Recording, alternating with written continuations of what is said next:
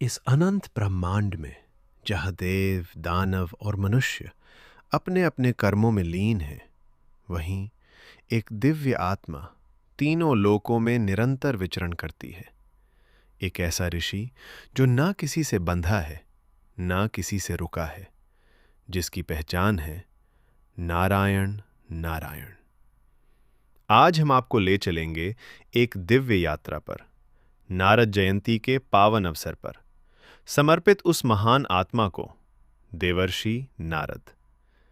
देवर्षि नारद हिंदू धर्म के सबसे अद्भुत, ज्ञानी और चतुर ऋषियों में से एक माने जाते हैं।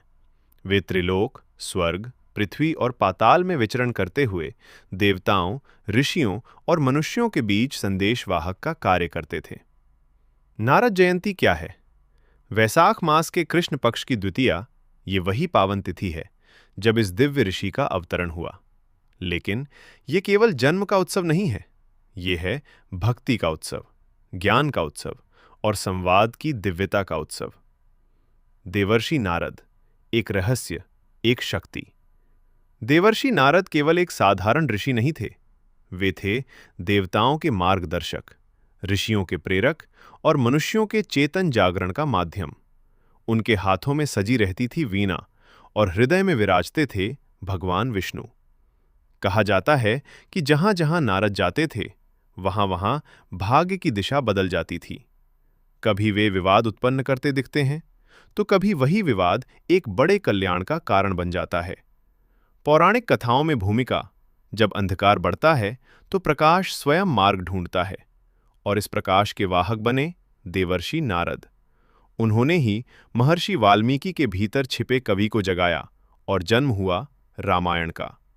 उन्होंने ही राजाओं को धर्म का मार्ग दिखाया और महाभारत जैसे महाग्रंथ में समय समय पर चेतावनी और मार्गदर्शन दिया। नारद जयंती का गहरा अर्थ ये दिन हमें याद दिलाता है कि हर शब्द में शक्ति होती है, हर संवाद में दिशा होती है। अगर सही समय पर सही बात कही जाए तो वह जीवन की धारा को बदल सकती है। पूजा विधि एक आध्यात्मिक अनुभव। सुबह का समय, शांत वातावरण, स्नान कर मन और शरीर को शुद्ध करें। फिर देवर्षि नारद की प्रतिमा या चित्र स्थापित करें, दीप जलाएं, धूप अर्पित करें और भक्ति भाव से फूल चढ़ाएं। फिर आंखें बंद कर मन को स्थिर करें और धीरे धीरे जप करें, नारायण नारायण। यदि संभव हो तो नारद भक्ति सूत्र का पाठ करें और जरूरतमंदों को दान दें। जीवन के लिए दिव्य संदेश देवर्षि नारद हमें सिखाते हैं कि भक्ति केवल पूजा नहीं है, ये जीवन जीने का तरीका है। ज्ञान केवल जानकारी नहीं है, ये अंधकार से प्रकाश की यात्रा है। और संवाद केवल शब्द नहीं है, ये दिलों को जोड़ने की कला है। अंतिम संदेश तो इस नारद जयंती पर अपने भीतर झांकिए। क्या आपके शब्द किसी का जीवन बदल सकते हैं? क्या आपकी भक्ति आपको ईश्वर के करीब ले जा सकती है? अगर हां, तो समझ लीजिए नारद आपके भीतर ही हैं, और तब हर श्वास में गूंजेगा नारायण नारायण।